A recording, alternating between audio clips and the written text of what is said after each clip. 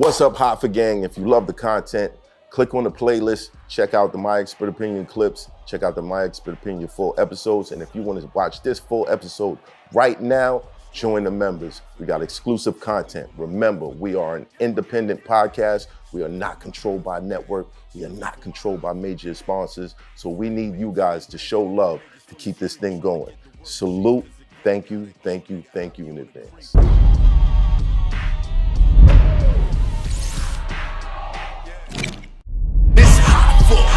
Trapper turn smack rapper. Only smack rapper that you know is smack rapper.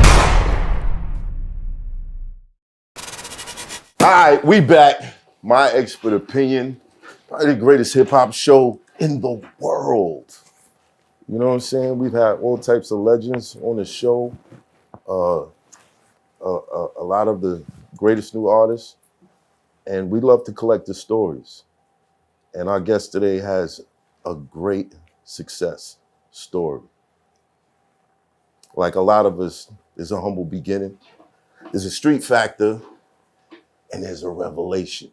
He's promoting his book, The Chosen, a memoir. We got Terrell Ralo Davis in the building. Yeah. Ox shit, pop shit. Well, can't stop. What does that mean, my man? When I was coming up, I used to be a blood. I used to be 9-straight gangster. Mm-hmm. And before I converted to my religion of Islam, we used to always say suwu or brat, or we used to always have little signs and shit that we used to always represent our city and right. When I became Muslim, you know, I started propagating the deen like I seen it propagated while we was in prison. So I just seen the unity, the brotherhood, and I seen like the compassion and brothers praying and shit together. So when I got out of jail, I wanted to implement that same thing that I seen in jail. So when I got out of jail and I was rapping, you know, one day it just came in my head while I was upstairs inside my bed, pop shit. I said, I'm gonna go down here to the studio and say that shit on the song.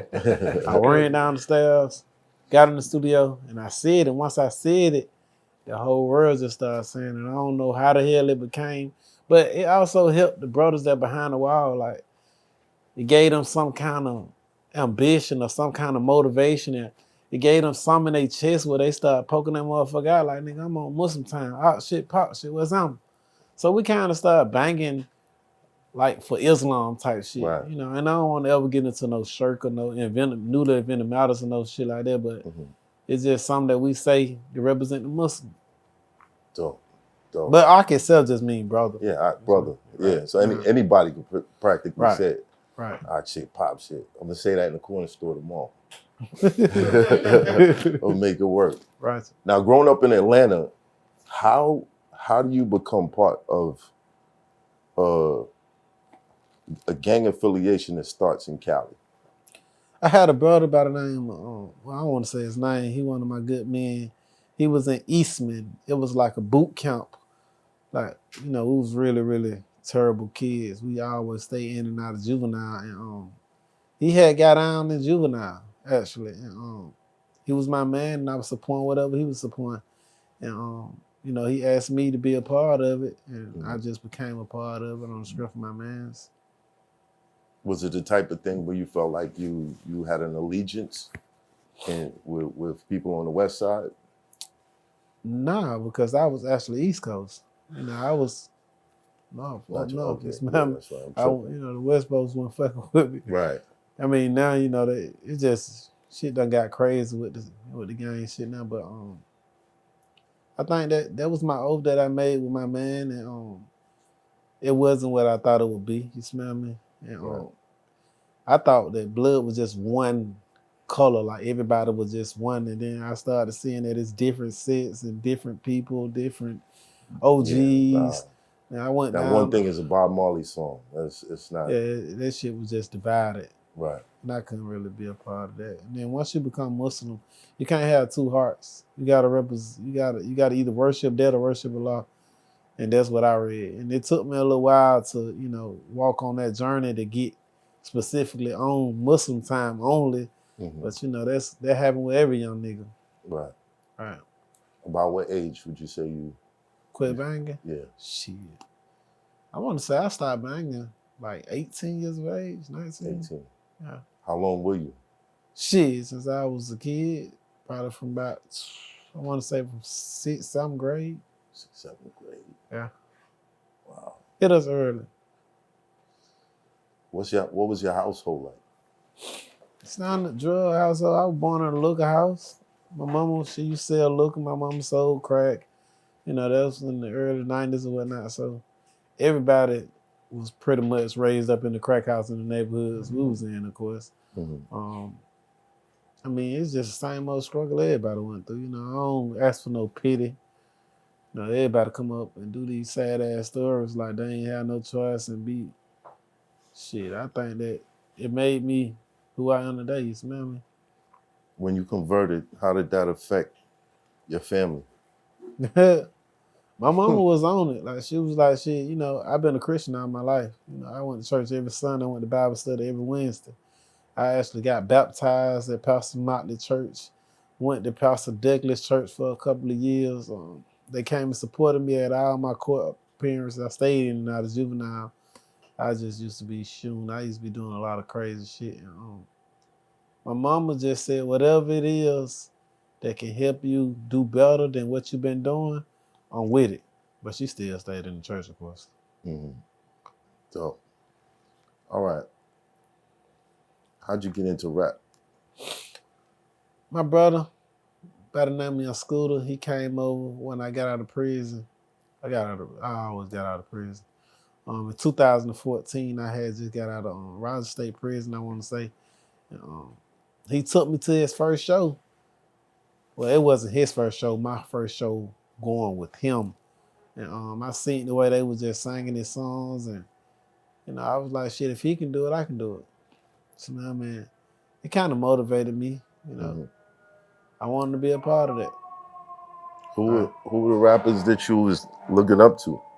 At that time, you know, I was a major fan of Yo Gotti at that time.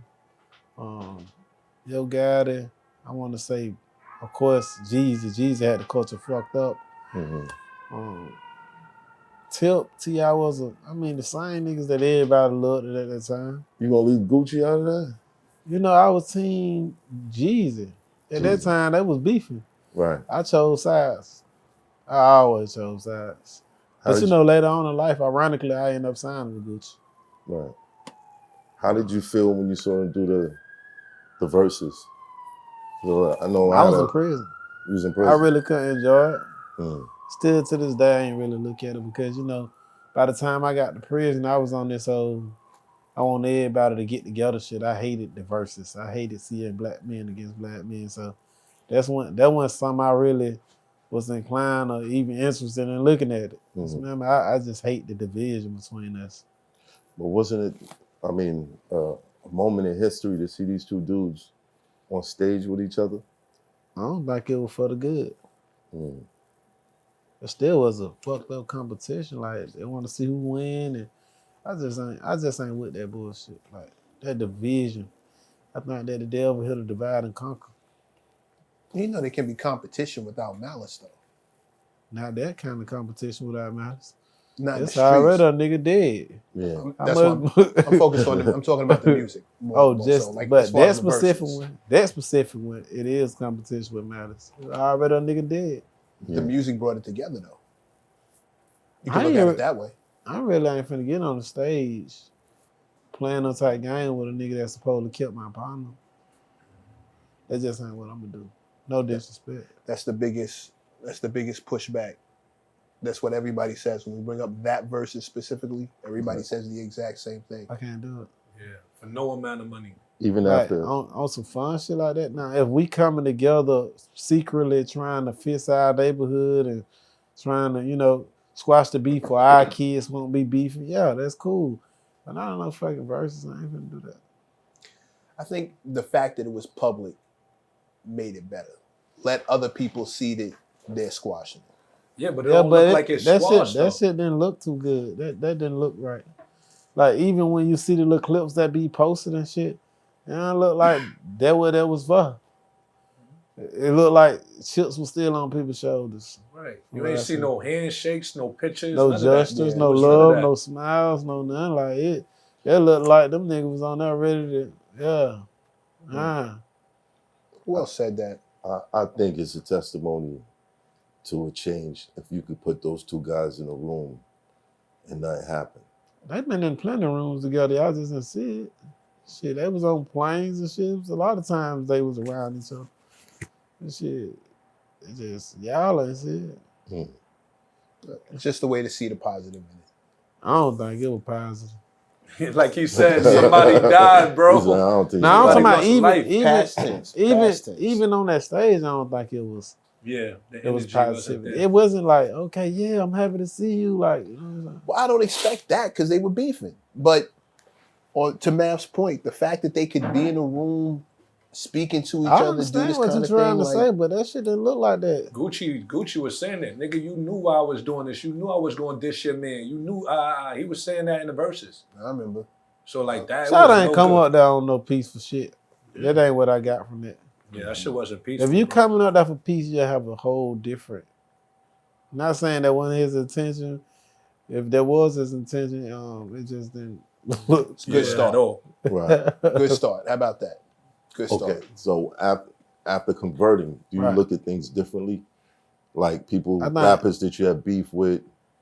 After learning about my religion, because a lot of us convert, but that don't mean we just, know what this stands for. You smell me? Like, a lot of us just convert and we continue to do the shit that we do every day.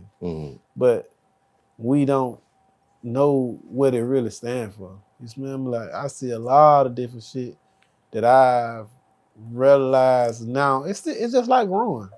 You smell me? Like, it's just like learning about anything. You gotta really know, like, even when I was blood, I wasn't even going back into my history knowing why it started. A lot of shit started off good, great. The GD started off amazing. The Crips, all these different places, people, they started off amazing. It's just, new niggas start doing new things. Right. And, that's what we got today.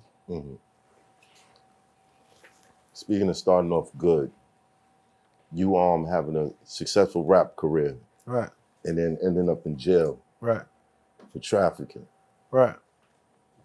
Can you walk us through how you... I don't think I ever, to this day, right now, even sitting in front of you, even in my biggest top screening song, whether it got 100 million streams or whatever song that I don't had, I never looked at it as a rap career. You know what I'm saying? I just was selling dope. I liked to go into the clubs. I liked to pop my shit. It was just something fun to do. It started off just fun. And, I was able to, become somebody big in it or whatever the fuck that can be. But that was never my intentions or never my goal. I just was having fun. Even before I even thought of rapping or getting paid for a show, I always went to the club. I always bought me and my niggas a session and bought us some bottles and took the bros and got a lot of people in the club and we just had fun. You smell me? So it was never about like a career in that shit. You smell me? I still don't never look at that shit. I had a career in dope dealing. You smell me? I was just trying to make sure I keep my family straight, keep the bros straight, keep the bills paid, pay the car note. Niggas had shit going on. I never expected to make no money out of that shit. So, because I come from an era where rappers were kind of frowned upon by the hustlers. That's how I feel. So how did you blend? How did you go from, okay, this is what I'm doing, but I'm doing this. There gotta be some love in there. I just ended up growing a relationship with rap friends. And they respected my work and I respected their work. You know what I'm saying? They rapped about my life and I was able to, be a part of their life. How did you feel when it was rapping about your life? I mean, I think any person that's victimized by anything will feel violated in a way, of course. You smell me? Like I'm out here hustling, selling all this dope, going to prison, getting out, losing every damn thing, and you just to rap about it, like, of course, as a dope nigga, as a nigga out the real streets, you gonna feel violated in a way because you feel like you put in all the work. You smell me? So I had to get over that shit. That wasn't gonna stop, and I wasn't gonna stop. So shit, well, you gotta accept shit for what it is and not for what you want it to be. What was going on? Because in my mind, rap career, selling drugs, don't mix at all. So when you became popular as a rapper, but you were still making these moves that you're supposed to be moving silence with. I think I lost my goddamn mind. That's accurate. That's accurate. I agree with that. I thought I got another young dumb nigga that think he got all the sense, think he can be untouchable. And even when it was in my face that I was getting touched, I still was stupid. I just wanted to be seen. I got that light on me, and I know I'm him for real. Like the rest of these rap niggas can't say this right here, and you know I'm doing it. It fucked with my ego. It was like, it made my dick hard. Like I was just happy. I was just him. I believe I can fly at this motherfucker. You know what I mean? I believe that's I a bad drug. Fly. I believe I can fly. With 1,000 pounds on the plane. Yeah. I flew them bitches too, a lot of times. And they landed. That was crazy. Super hot. Super hot.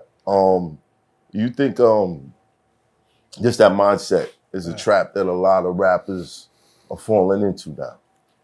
Or have fallen into? What? Just doing dope shit like me? Yeah. I think that I used to steal cars when I was a kid. And I used to ride them bitches right past the police. So like, I go to the valet and steal all the keys in their face and drive that bitch off right in their face. Like, the shit flying 1,000 pounds, that shit wasn't stupid as the other shit I was doing. You know what I'm saying? I was used to doing dumb shit.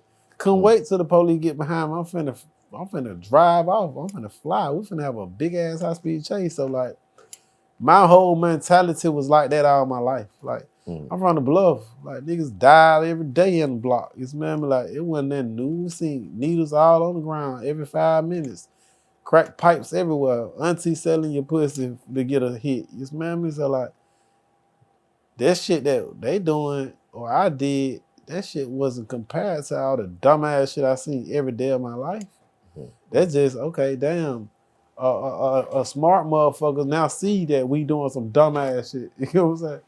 But it was already been done. Like, soon the police left the trap, open that bitch right back up. Now, that was dumb shit, but they was just able to see my dumb shit. Right. And now, you know, everybody said that was some dumb shit, but shit, we did dumb shit every 5 minutes. When was the moment you said, I need to stop doing all this dumb shit? Shit, when they put me behind that wall and I thought I had all the sense. And they showed me that, you know, I thought I was smart. They showed me they smarter than me.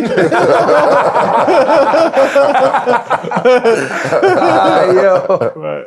How many years were you looking at when you find that case? I had my guidelines between 87 and 106. Like, the feds do guidelines. So my guideline between 87 months and 106 months. Oh. Now for the kids that might try to attempt this shit at home, give us your reaction when you heard 86 to 100 years. Nah, months. Okay. Right. But give us your reaction when you heard like the time that you was facing. Like, what the fuck? I was happy as a motherfucker. I was the happiest nigga in the world. I thought I would get like 30 years. I thought I would get wet. I didn't know that marijuana guidelines was so small. Compared to. Yeah, I was so happy because I knew what I was doing. I knew I was selling massive amounts of heroin and cocaine. And when I got caught with the weed, I'm thinking that they were gonna sock it to me. I had money laundering, I had other shit. And I ain't know that it's a guidelines and they can't go over or under really like that. They really handle their business the way. They can meet you in the middle. Like, Only way you gonna get that is you get a 5K1 or Rule 35, you can go up under. But if you ain't substantially assisting them, your ass dead. Not gonna happen. How did it catch you? Shit, they caught me for being stupid. It wasn't a coincidence. Shit, I used to post it. Post the money, I ain't post too much of it. I might post it, 500,000. I never understood that shit, bro. Like I still don't understood that shit. Cause it wasn't like if you got, let's just say hypothetically speaking, if you got 10 cars and you post one, you don't look at it like, okay, I'm showing one of my cars off. You get what I'm saying? So picture you having 5-6 million and you just post 500,000. You ain't thinking like, this shit is a lot to these people. This shit wasn't nothing to you. You smell me? Right. So it's just small things to design at times. You be thinking that you goddamn doing something small, but you doing something big. So I call myself being slick, keeping all my money put up, and I got 5-6 million put up. I'm just gonna post 500,000. But to these people, 500,000 million is a lot. It's a lot of money that needs to be accounted for. First of all, they look at if you work a 9 to 5. You got a 9 to 5. Where'd you get it from? Yeah, they come. I mean, honestly, bro, after a long time of just being behind, being underground, and not having millions of dollars, I just got tired of being low key. I did that low key shit for so long. When Future said he keep that dog food like a Ralo, I just lost my motherfucking mind. They gotta see this shit. It was me, y'all. He's talking about me. Yeah. I put an address on that shit. I always say, like, there's a part of being a hustler, being a gangster, whatever it is. If you like ill. When I say ill, when you say ill in New York, like it's really a difference between being a hustler and being a gangster. It's them two different kinds now. Well, I'm saying anybody that's good at illegal activities. You got some illegal activity that you can never speak about. That's what he's getting at. But this is what I'm saying. That's what he's going Even though you can't speak about it, if you know that you're good at it, there's a part of you that wants everybody to know, but you don't want them to know so you get in trouble, but you want them to know, like, yo, I'm incredible. You know what I'm saying? That shit doing this dumb shit. It do something to your soul, don't it? Yeah. What does? Like, nobody know them, but you want them to know. Like, I nobody knows what I be thinking.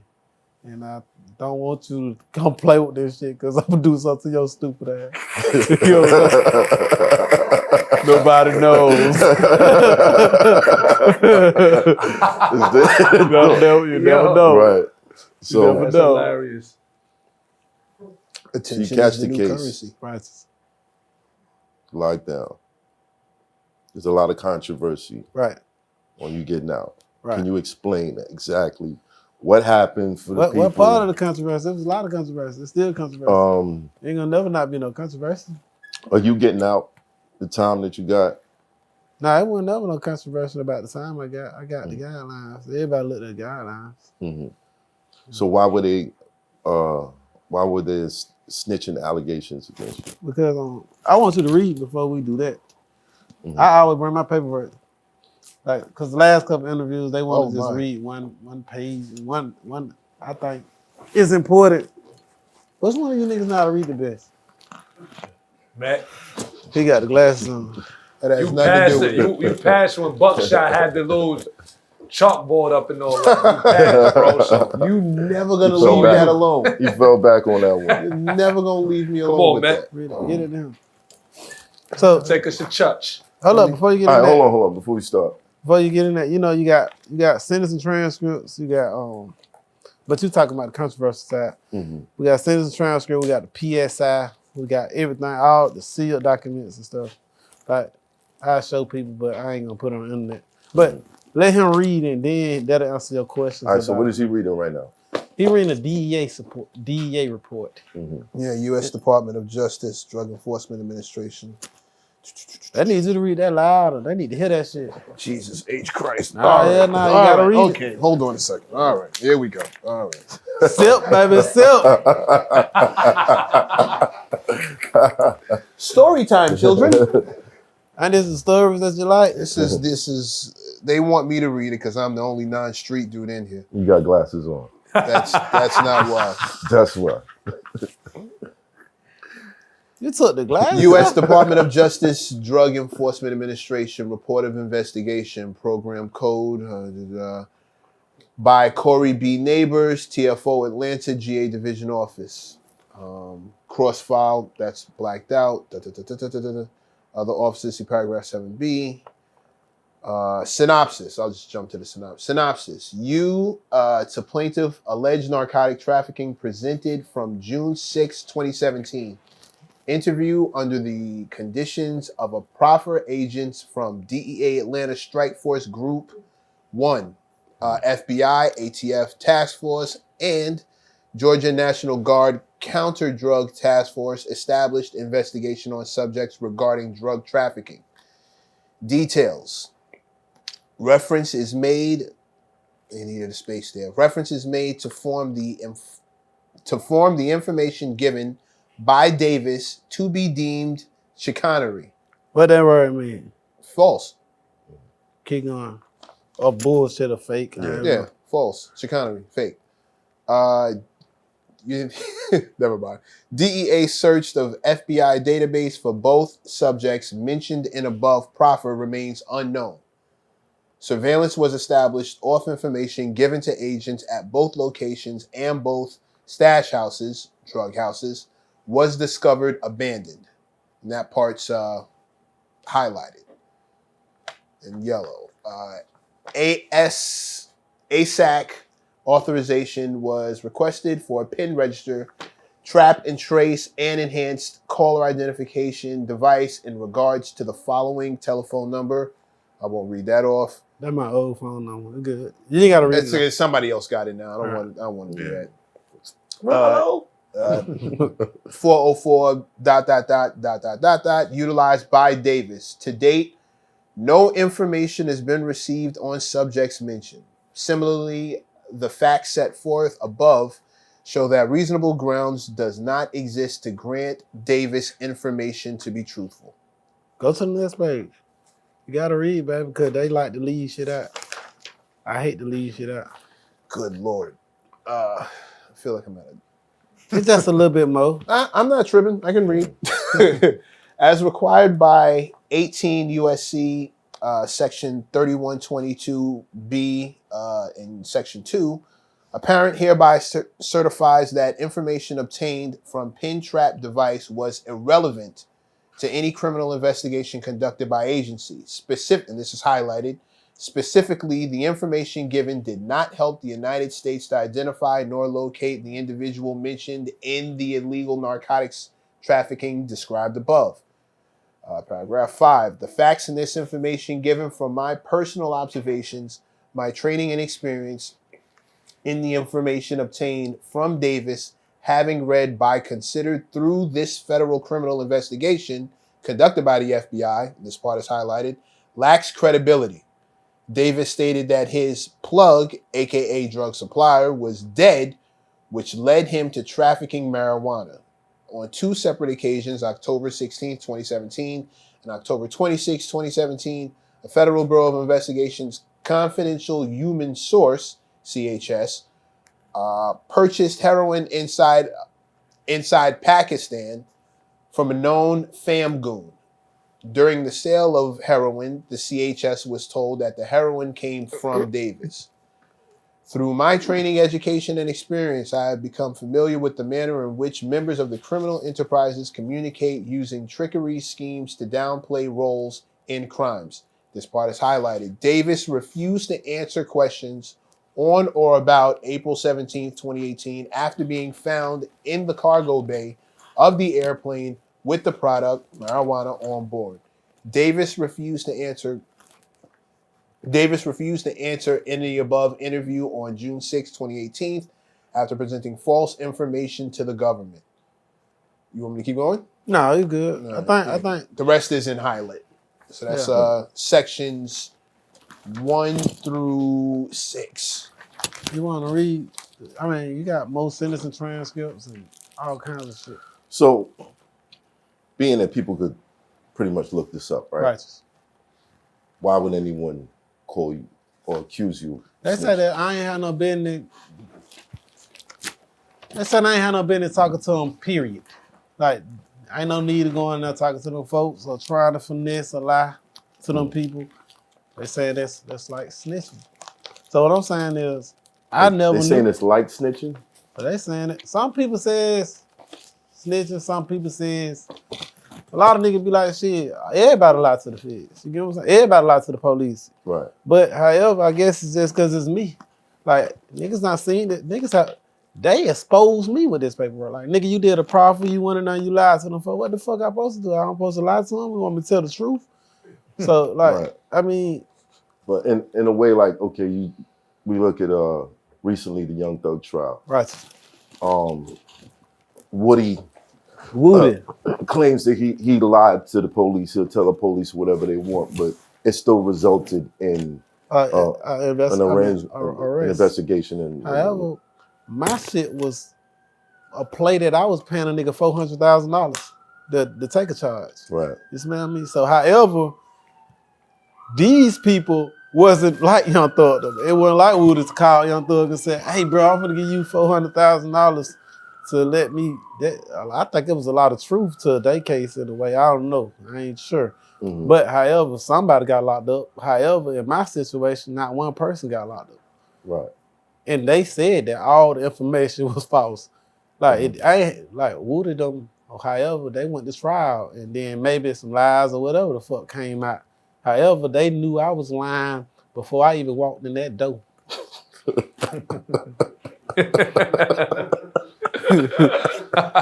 Seriously. Right. They knew I was lying. So, like, of course, I'm thinking again, a young nigga that think he got all the motherfucking sense, thinking I can go outsmart them. I'm not even thinking logically. Like, it's 1,000 niggas tried to do this shit way before me. Mm-hmm. Like, they seen through me like I was goddamn a piece of glass. Like, nigga, please. Like, where the real shit at? Tell us the truth. And I couldn't do the truth. You know what I'm saying? Mm-hmm. I love my people. So your name is on nobody's paper. I haven't seen it ever. Maybe you can dig somebody up. The way them motherfuckers hate me, I'm surprised they ain't made a nigga say, "Hey, I'm locked up for Ralo." I haven't seen it. As you see, that shit happened 2018. We're in 2025. Not one person have been incarcerated for me. Why they hate? I mean, you gotta think about it. These niggas wish you said it. Niggas rapping about selling dope and rapping about this lifestyle that they ain't living. So now they want to take all the niggas' street credibility because they ain't got none. People don't want people to have some shit that they ain't got. That's just life. That's just how niggas is. And I don't understand that shit either, but how I put it in my brain, I say, God wanted me to go through this shit. Because I can't find no other fucking reason why I can't lie to the police. I've been lying to the police all my motherfucking life. I'm quite sure every street nigga done lied to the fucking police. Like, I'm getting called a rat for lying. Oh, you should never went in the proffer. Real niggas don't go in the proffer. Real niggas what? And however, the nigga that said be broken, fuck, ain't never had no money. They need to learn how to lie, I guess. Because they line ain't been going good. But my line go good either, so shit, who am I to say?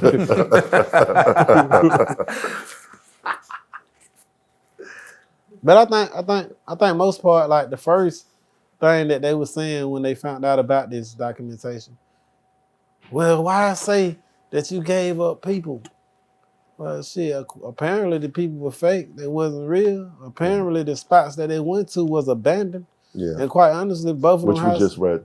Yeah, no, honestly, both of them houses were mine. Both of them were mine. Okay, in hindsight, do you think? But people ain't gonna, they don't want to get into the nitty gritty or read the whole thing. They just say, oh, Ralo gave up some spots, so Ralo gave up some, like, gave information. Down go into the nitty gritty. That's why I say read the whole thing. Read what they say. Yeah. Looking back, Right. this quest that Quest. a lot of young niggas be on, Right. trying to be the real nigga. How do you feel about it now? I think everybody's got their definitions of real niggas nowadays. What's your definition? I think a real nigga is a real man that take care of his family, that's staying out for his family. A real nigga that going to jail and goddamn leaving this girl out here to take care of their fucking kids. A real nigga ain't calling their mama and their girl from jail asking them to put no money on their book. A real nigga is out here, whether they gotta go do a 9 to 5 and work at a fucking chicken plant or a warehouse or cut some hair in this barbershop. They gonna do what they gotta do to provide for their people without trying to do no evil, conniving ass shit or pour no poison in the community. They say I'm the realest nigga in the world for selling metric tons of dope. That ain't no real nigga shit. I put poison in my community. You smell me? Like, what's real about that? That's stupid. That's dumb. That's fucked up. That's some coward shit. I took the easy route. So I think that a real nigga is he who does for his people in a legitimate way. Like everybody, by any means, so you rather go rob a nigga and take something out of another nigga family mouth to feed your family. By any means necessary. Like, that ain't cool. I mean, that's what they want to do. They a real nigga gonna do that. Real nigga, that ain't real. To me, that's my opinion. Right. Now, listening to you talk right now, Righteous. I can understand the statements that you made regarding Big Meech's party. Right. Because for one, why is that being celebrated? Who he was partying by? No, not pardon, party. Party. Right. Right. And the whole controversy with 50 Cent, you made a couple comments about it. Right. That, you know, all these guys are going to party and look at this situation. I think that it just was a couple of people on there that was my friends. You smell me? Like, I always be my friends. None of these niggas never even knew Meech. I never shook his hand. I never gave him a hug. I never had a decent conversation for him. So for you to blackball me out the industry for lying, as y'all read, for lying to the feds, and call me a rat for going to lie to the feds, I just felt like that was wrong for y'all to still go do a fucking show for him for free. All right. Even if it was for money. I ain't gonna say their names. Okay. If I say their names, they gonna be all on the internet. Ralo's names dropping and Ralo hang. I don't want to go through that. Right. They know their fucking names. Go look at the flyer. Well, just go look up the flyer. You'll figure it out. Ralo say their name. They haven't never been on the blogs in a long time, and all of a sudden, Ralo said their name, they on the blogs. Oh, he keeps saying my name. Nigga, you better be happy. I gave you free promo. All right.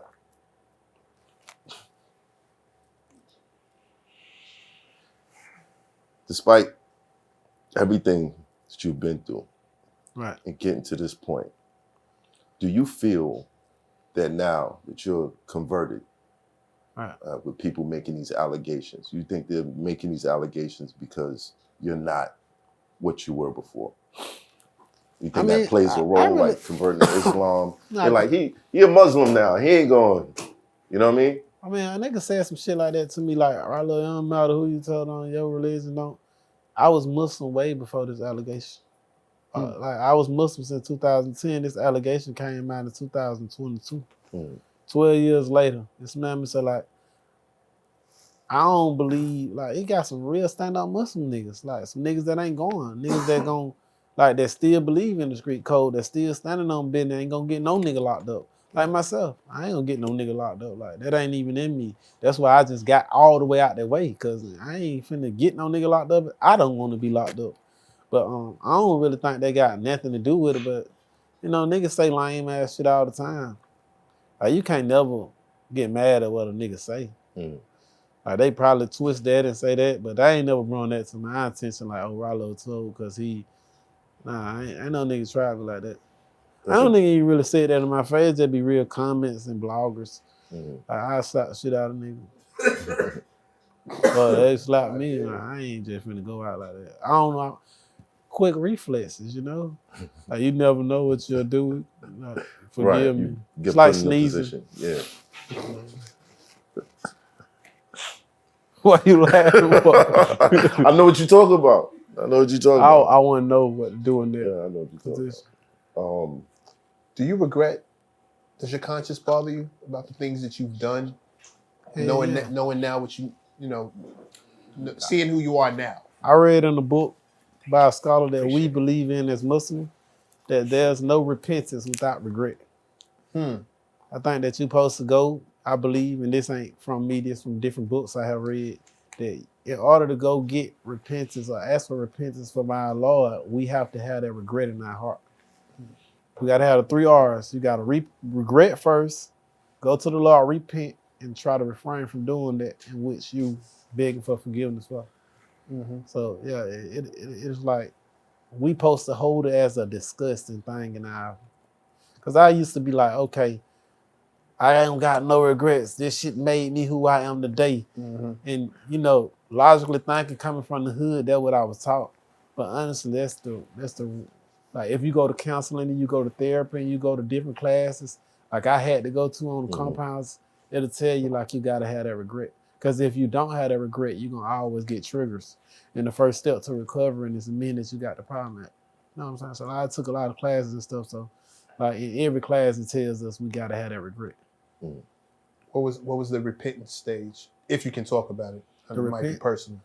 The repenting, I think that I was in class one day and we was doing our rounds, you know, hi, I'm Ralo, I'm an addict and all that old shit. And one of the people, a lot of people, and I went to so many different compounds, I went to 11 different spots. And one of the dudes got up a couple times, a lot of different dudes, but they was special a couple times. Like every time they got up and they said that they family OD'd off heroin. And these people had kids. Like, think of that was somebody's mama. I want to know what the fuck I do without my mama. My mama fucking overdose on heroin. So like, it disgusts me. Like, I can't even fathom me being responsible for a father overdosing. I think that shit worse than snitching. You actually being a part of a person dying from drugs. Now you really removing a father from the household. We cry every day about niggas snitching, but what about the niggas that's, you know, putting drugs in the community and people dying from? That shit should be looked at the same way, or worse. Agreed. You had a chance to talk to Brother Loon? Amazing, brother. That's my guy. I love Amir to death. Yeah. Amir, his faith is so far fucking up, it don't make no sense, man. Like, he one of the brothers that like came to my community not too long ago, and he was trying to tell the brothers like, man, y'all gotta help Ralo. Like, well, you know, I was able to build a masjid and build a community up. I got a nice little situation where I'm from. And, he came over there in my defense, like, bro, y'all gotta help this brother, man.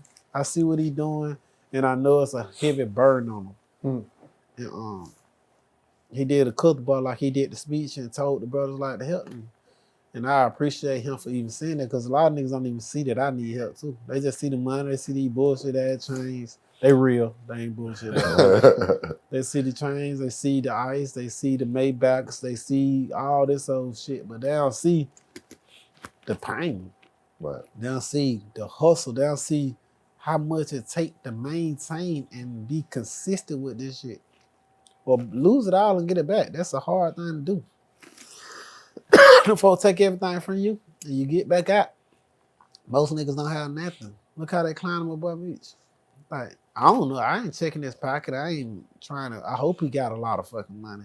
But the way they going up on him, like goddamn, you went from this and then that shit make a nigga go sell some dope again. Right. Like, what the fuck? What was your form of therapy? In there or out here? Both. I think my form of therapy in there was praying. Being around Muslim brothers, like, you gotta think about it, bro. From 5 or 6 o'clock in the morning, right? To 9, 10 o'clock at night when it's time to go back to the cell, these brothers studying. These brothers praying. these brothers, like in congregation, eating together, looking at certain things, like that was my motivation. That was my therapy. Like the unity, like the love, the compassion, The discipline. like them motherfuckers, bro. Man, I still ain't obtained a lot of that shit. Like, you know, I've been the strongest man in the dorm on countless occasions, but going to the feds and being around the people they say blowed up buildings or like, I don't give a fuck how gangster you is. They gonna put you around some niggas that's like the most gangsterest niggas on earth. Like niggas that killed 40, 50 niggas that killed 10 niggas. Like, this a different kind of, those some different kind of people. And still counting. And still counting. Like, so they was my motivation. Like, they ain't never getting out. I was around brothers that ain't never seen a cell phone. Like, I just got caught with a cell phone at other jail. Bro, you had a cell phone? Yeah. What, you had one too? I ain't never seen a cell phone. Ali ain't never seen a cell phone. Wow. None of his whole life. Only thing he been able to do is talk on that wild phone. What's the worst part of being famous in jail? The worst part about being famous in jail, nigga gonna try you. And you gotta go straight in. You gotta just go all the way. Before I even go in the dorm, I always keep my shit at the door. And as soon as I walk in the dorm, I try the nigga that's got the dorm unlocked. Let's go on in the room. We finna fight. Walk me through that. Niggas just gonna try you. Like, as soon as you, like I had to go through so many different spots due to the fact I kept getting caught with contraband and cell phones and shit like that. So like, they kept shipping my stupid ass out. I kept thinking it was a game. Again, thinking I got all the goddamn sense. Thinking I can outsmart them. Them people got a system that you really can't get around. Like, they smart as fuck. They very intelligent. Like, they got that shit down pat. You want to be too gangster? We got a gangster place for you. They gonna put your ass at ADX.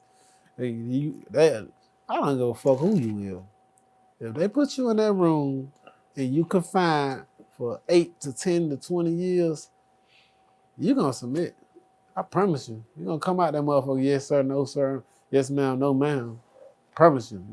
You better go look Labrador Hoover. He on that motherfucker trying to tell them people like, look, I'm done with that shit. Let me out this motherfucker. He a wise man. So what I'm saying, like, I think that. Why do you think it's so persuasive? Huh? Why do you think it's so persuasive? What the hell do persuasive mean? Persuasive. Why do you think they flip? Or they submit. Why do you think it's so good at making people submit? Bruh, you ever been in that room? He's asking, not me. Oh shit. That motherfucker bang. You imagine being in a room, you can't talk to nobody. No human being whatsoever. He in a place where the food just comes to his door. You know what I'm saying? Like, at least I was able to see a nigga come to the door and give me a tray when I'm on lockdown. But picture not being able to talk to your people, everybody dying around you. Like, your mama died, 5 years later, your auntie died, your daddy died, your girlfriend died, some of your sons and kids. Like, you outliving motherfuckers because you behind a wall, behind a door. That shit, bang. I seen grown men cry. Like, even for, let's just say, COVID for 2 years, right? Y'all was locked down out here. We was locked down in there. Yeah. And you going to the shower for 15 minutes every Monday, Wednesday, and Friday. That's the only time. And you going right back in the cell.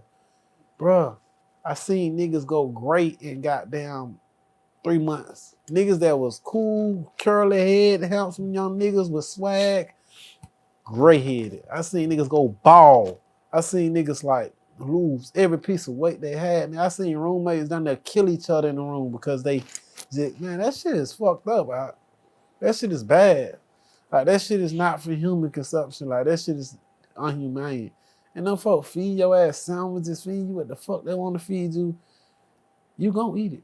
You gonna eat it. I don't give a fuck what it is. I'm going you go down there eat the nigga arm out trying to So like I'm just telling you the truth, like, bro, that shit, you gonna submit. Like, you gonna submit, you gonna get your stupid ass in line. They got some shit for you, boy. They got some shit for you. They got some shit. Think of places like this that you ain't got no heater. We in this motherfucker ass for heat, we cold. Nigga, they got places that's like cold without heat. Never. Like, you never get no fucking heat. You in that bitch freezing for months. Not no day, not for 2 weeks. I'm talking about to the point where you like, damn, why I ain't dead yet? They got places where it's hot. Like, you ain't never, man, they got some fucked up places. Like, we just right here kicking it right now. The soft shell, they got some motherfucking max dissed in. Yeah. But that shit fucked up enough, bro. What I'm saying is probably seem unbelievable. I was in there and I was with them people. Something they purposely. You want to play all gangster and shit? Oh, you ain't getting no blanket, nigga. They white men, like the whole compound, every officer white. Nigga, get your ass in there. I ain't no nigga. Oh, you gonna be a nigga? I promise you gonna be a nigga. I walked through the door, man. They beat my partner ass to death. Beat him to death. Swole his face. This man ain't do nothing but say, man, why we gotta go on lockdown? They ain't have no room on the compound. So we had to go to lockdown. And, you know, we weren't really supposed to go on lockdown. Oh, this fucked up what they doing to us. Right. So he asked him, like, why we got, you going to lockdown? They all beat the fuck out of him. In my face, this ain't nothing I heard. This is something I seen with my own eyes. Get that nigga in. Get that nigga in. And took his ass right to the hole. I ain't see him no more for about a year. He came out. He wasn't even talking the same no more. I said, damn, you was in that motherfucker a whole year? Yeah, I was in that year, Ralo. They fucked around and heard him call his family trying to tell. Cause they listening to your calls. They heard him trying to say, yeah, mama. He like, you can't hear me? You can't hear me? No folk, dirty as what? What you gonna do? Your mama live 14 hours away. Your girl live. What? Even if she come down there, she come in front of that jail. What? They might lock her stupid ass up and take her to the nearest county jail and hear the story. Like, that shit fucked up. Like we just right here and we see a couple black people and shit. But them people ain't got no motherfucking black people in they motherfucking counties. Shit, they barely got a goddamn a soul food restaurant. You don't see none of that type of shit. They put you, these prisons is in the middle of nowhere. Virginia, way in the fucking mountains, and Hazleton, way, like, they got some fucked up places, bro. Nigga, picture coming in that motherfucker. Listen to this. Picture coming in the motherfucker. You a real nigga. You seem all cool and shit right now, right? Picture walking in that motherfucker. And you gotta get script search, right? And they tell you squat and cough, right? And they tell you spread your cheeks, nigga. A white man. Small white man. I've been through it. And they say you spread your cheeks. Right. Nah, nigga, you ain't spreading your cheeks wide enough. Get in there, put your hands and spread your ass. Gotta be like pause. 100%. And guess what? You can pause all you want. Pause. They want you to pause. They want you to say that. Say it. I promise you, nigga, you know what they're gonna do to you? You ain't gonna see, you ain't finna see no compound for a long time. That what them crackers doing, bro. Them crackers is dirty. Them crackers is dirty. They probably want to kill me right now for telling their secrets. That's the fact. Get that young nigga. You ain't get me, I ain't going to jail. It's over for that. So this book, right? what can we expect out of this? What was your goal in writing this? I think my goal, majority, is for the people that I ran into, I was incarcerated, that said, Ralo, use my motivation. You the reason why I picked up the pack. You the reason why I end up running my bag up. Then I asked the nigga how much time they got. They say 20, 30 years. So I pretty much made that book for them. to deter people from following me in them goddamn footsteps. Cause I can say that shit all I want on this interview, but I need it in writing. I need motherfuckers to read. You a fan of me? You want to know how I got all these millions? And you know, I'm gonna show you how I did it, and I'm gonna tell you why you shouldn't do it. Right. Yeah, you talking about so. All right, so I want to pick 3 chapters, and you just give me, you know, whatever contents that you can from there. Right. Rainstorm. Rainstorm. What chapter they there? That's 3. Chapter 3. Rainstorm. I think that went of course that's the name of a song that me and Youngboy got. It's a record that him and I got. And it's mostly about going through the storm. You smell me? And at the end of every storm, there's some sunlight. You smell me? So, but it's about when you walking through that motherfucking storm is you gonna be able to inherit all the raindrops from this shit. A lot of niggas just give up throughout the storm. And sometimes when you about to give up is when that shit really finna pay off for you. Right there. Right.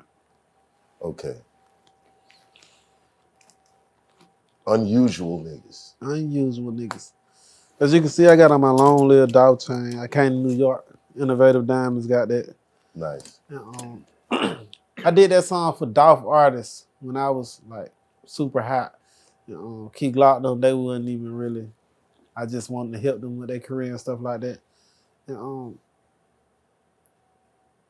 the shit that was going on within our life in that book was just unusual.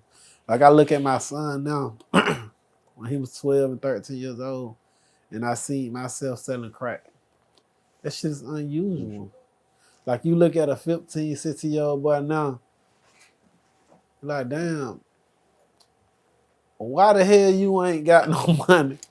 Because when I was 16 years old, I had to go get me some goddamn money. Right. I couldn't call my mama or my daddy or no shit like that. I had to go out there and get it. So like, the shit that we went through is 100% unusual to these little niggas, man. So I just wanted to show them how unusual it is. All right. As far as the kids thing, yeah, it's weird. You going through that My son's in college. He better not call you. And at the age that he is, I was raising his older brother and doing shit out here.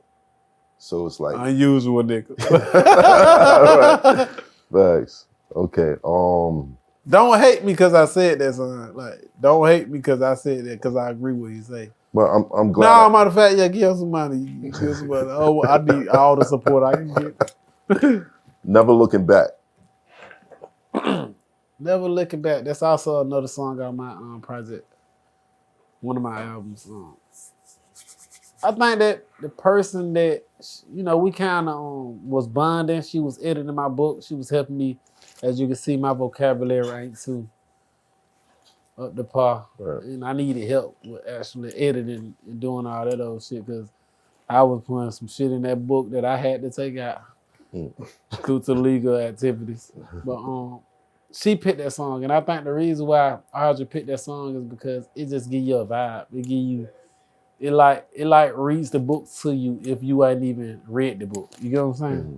So it's like the audio part of that book. So every chapter is a song title. Right.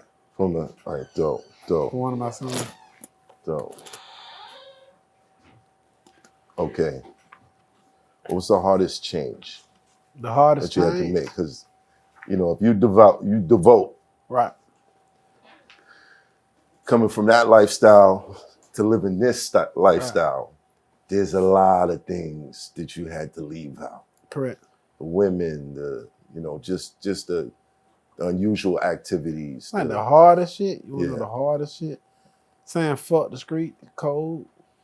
Like, it's saying fuck that shit. Like, I think that was the hardest thing I have ever had to do in my life because I've been holding that motherfucking banner up for 1,000 years. Mm. And I've been true to it 100%. And just, I don't think nobody like giving up on shit that they invested time and love and passion in. Right. Even if you got a bitch and you know that bitch ain't right for you, you still try to, damn, I got too much invested in this. I just ain't a car. Motherfucking transmission when I just bought a motor. I need my ROI. Exactly. I need my ROI. So like, I think that was the hardest thing for me to just let go. Right. That street code, the illusion. Like, damn, that shit it feel like I feel played. I feel real played. I thought I mastered it. They tried to master me. Mastered how to get trapped. Exactly. Wow. All right. For the youngsters that listen to the music, Right. and for the ones that still glorify that lifestyle, still try to live that lifestyle, how hard was it for you to drop your flag? Whew. And are you recommending? I mean, you know, niggas don't dub me out the whip right now to talk about this shit. I'm probably getting DP'd and all kinds of stuff. But I think that in life, you just got to make a choice. You know what I mean? I think that whatever you do in life, just be your best at it. And, I think that if I would have continued to do both, I would have been hypocritical. Like, if you tell me to come, you know, sand these flows, I'm going to learn how to be the best at sanding flows. If you tell me how to cut hair, I'm going to try to be the best barber I possibly could. So, like, if I was still blood, I would be the best blood I can possibly be. And if I'm Muslim, I need to be the best Muslim that I could possibly be. So it takes sacrifice. I had to sacrifice something that I really held on a high pedestal for something that I really needed to practice within my life. And I think that all of us say we put God first, but we just really don't. A lot of us don't. We put ourselves first. We put our gains first. Because if your book, which is the book I used to, you know, go by, which is my blood book, my dog food, it contradicts what the Quran go by. You can't do both. Yeah. So man, either I'm gonna go this way or that way. You can't be a Suwoop and Sunni. You can't. Yeah, you can't. Right. You can't. But you know, niggas don't cuss you out. Make sure you tell them you said that too, like, cause I don't want them to just be like, this nigga Ralo up here saying I can't be blood and this is my religion. I was like that too, y'all. But you don't recommend it at all. Hell nah. If I recommend that, then I'm at the highest rank of shirk. And shirk is a sin that Allah don't forgive. Do it right. I'm gonna tell you to do it right, goddamn it. I appreciate you. I appreciate you. And I appreciate the message. I'm definitely gonna read this. Go out, get the book. I thought he read. You know how to read, nigga? I know how to read. Off camera. Off camera. You know I'm how to read off camera. Definitely going through this. I ain't want me to tell you the fly shit I ever seen. That nigga took his glasses off and read. That's some fly shit though. Now you gotta wonder what they for, right? Right. You don't have to wonder. Some You can fly ask. shit. You can ask. Oh, they're not clear. You're farsighted. No, not Right. far-sighted. These are to protect minds from their too much screen time, damaged minds. Yeah? Yeah. They sell those? I need Yeah, some. there's a coating on glasses you can get. Too much screen time kind of fuck minds up. Phones and laptops. Phones, laptops. laptops, Spend a all lot that of time typing, spend a lot of time writing. That's why I'm fucked up then, huh? If you find you're not sleeping, you- start getting headaches like I did, of course, What the fuck you were doing? a lot of writing. Yeah, I don't know. What were you doing on the computer A all lot of day? writing. A lot of writing. Pornhub. Yeah, I had to check my investment. Any last words you want to leave us with? No, man, I appreciate y'all, man. And, you know, don't keep making up shit. Everybody need to go by the books God sent down, the revelation, whether it's the Torah, whether it's the Bible, whether it's the Quran. Stick to that. And don't stick to one portion of it. Stick to the whole of that. Like, we can't say, oh, yeah, I'm Muslim, I don't eat pork, but I'm a Muslim and I sell dope. Like, you can't do that. We can't say we Christians, but we ain't gonna turn the other cheek. In the Bible, it say turns the other cheek. Like, we gotta stand on business. And if you don't do it, at least try. At least strive to be. You know what I'm saying? Like, and I think that's important. Like, we really need to stop trying to pick and choose what we want to do and, do the right thing. And those are the 3 best books you can really go by, man. And I bet that you be a part of one of them and, be the best in it. So that's what I want everybody to think. Salute, Ralo. Hey, you want to know what my expert opinion is? This is the greatest hip hop podcast of all time, hands down. I need you guys to hit the like, the share, and the subscribe button, and the notification to show these haters that we will not be shadow banned, we will not be shut down. This content is here to stay, and you love it. Salute. Hoffa.